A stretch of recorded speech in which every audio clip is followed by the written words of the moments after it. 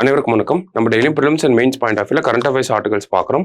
இன்னைக்கு என்ன ஆர்டிகல் இருக்கு அப்படிங்கிறத பார்ப்போம். முதல்ல பார்த்தீங்க அப்படின்னா நமக்கு கோல்டு கார்டு திட்டம் பற்றி கொடுத்துருக்காங்க. ஸோ இந்த கோல்டு கார்டு திட்டம் அப்படிங்கிறது அமெரிக்காவில் அறிமுகப்படுத்தப்பட்ட ஒரு முக்கியமான திட்டமாக இருக்கு.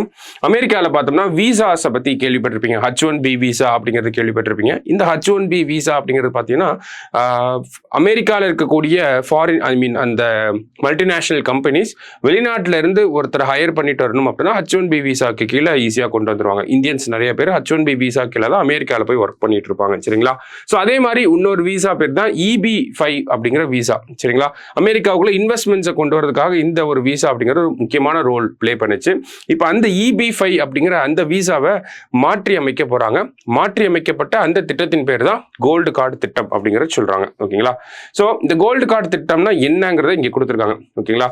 அமெரிக்காவில் வேலைகளை உருவாக்கும் அல்லது முதலீடு செய்யும் வெளிநாட்டு பணக்கார முதலீட்டாளர்கள் கோல்டு கார்டு வசதியை பெறுவதன் மூலம் அவர்கள் அமெரிக்காவின் நிரந்தர குடியிருப்பாளர்களாக மாற அனுமதிக்கிறது அப்படின்னு சொல்லி கொடுத்துருக்காங்க.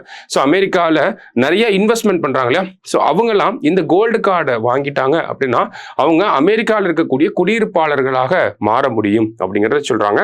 கிட்டத்தட்ட இந்த கோல்டு கார்டுடைய விலை மட்டும் பார்த்தோம்னா $5 மில்லியன்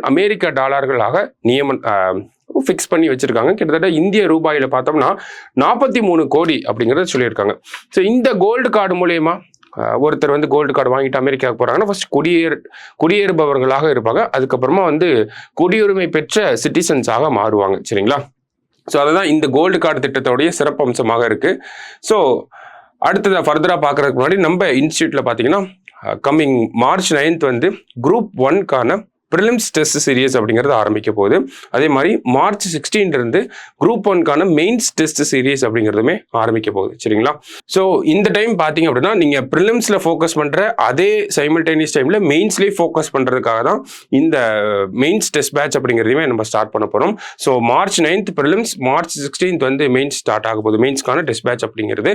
ஸோ எக்ஸாம் முடிஞ்சதுக்கு அப்புறமா தனியாக ஒரு டெஸ்ட் பேட்ச் வரும். அதுக்கு முன்னாடியே நீங்க ப்ரிலிம்ஸ் முடிக்கிறப்பயே மெயின்ஸ்க்கு ஃபுல்லா ரெடியா இருக்கணும் அப்படின்னு நினைச்சீங்க அப்படின்னா மெயின்ஸ் டெஸ்ட் பேட்ச் நீங்க ஃபோக்கஸ் பண்ணி படிக்க ஆரம்பிக்கலாம். ரெண்டையும் சைமல்டேனியஸா பேலன்ஸ் பண்றப்ப உங்களுக்கு இன்னும் நிறைய கண்டென்ட்ஸ் வந்து தெரியதான் ஆரம்பிக்கும். சரிங்களா? ஸோ ரொம்ப யூஸ்ஃபுல்லா இருக்கும். நம்மளோட பிரான்ச்சஸ்க்கு கால் பண்ணுங்க, ஃபர்தர் டீடைல்ஸை சொல்லுவாங்க. சரியா? So back to the news. நமக்கு இந்த கோல்டன் கார்டு ஸ்கீமை பத்தி தான் நம்ம பார்த்துட்டு இருந்தோம். ஓகேங்களா? ஸோ இதுக்கு முன்னாடி நீங்க கேள்விப்பட்டிருக்கீங்க அமெரிக்கால கிரீன் கார்டு ஹோல்டரா இருக்காங்க அப்படின்னு சொல்லி. முன்னாடி எல்லாம் கிரீன் கார்டு ஹோல்டர் அப்படிங்கிறவங்களை பார்த்தோம்னா சீக்கிரமா அவங்களுக்கு சிட்டிசன்ஷிப் அப்படிங்கிறது கிடைச்சிடும். இப்போ பார்த்தோம் அப்படின்னா அது நமக்கு அப்படியே மாற்றி அமைக்கப்பட்டு கோல்டு கார்டு திட்டத்தின் மூலயமாக தான் இனிமேல் சிட்டிசன்ஷிப் வாங்குற மாதிரி இருக்கும் அப்படிங்கிறத சொல்றாங்க. முக்கியமான காரணம் என்ன அப்படின்னு பார்த்தோம்னா அமெரிக்காவுக்குள்ள நிறைய இன்வெஸ்ட்மெண்ட் கொண்டு வரணும், இன்வெஸ்டர்ஸையும் அமெரிக்காவோட குடியேறுபவர்களாக மாற்றணும்.